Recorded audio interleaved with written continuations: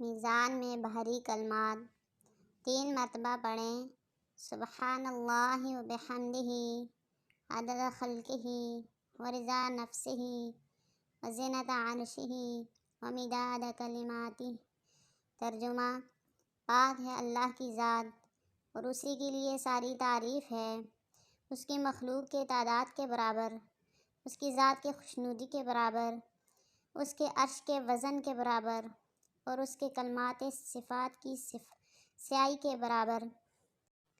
فائدہ: حضرت ام المؤمنین حضرت جویریہ رضی اللہ تعالیٰ عنہا فرماتی ہیں کہ ایک دفعہ نبی کریم صلی اللہ علیہ وسلم ان کے پاس سے صبح سویرے نماز کے لیے تشریف لے گئے اور وہ مصلی پر بیٹھی ہوئی تھیں۔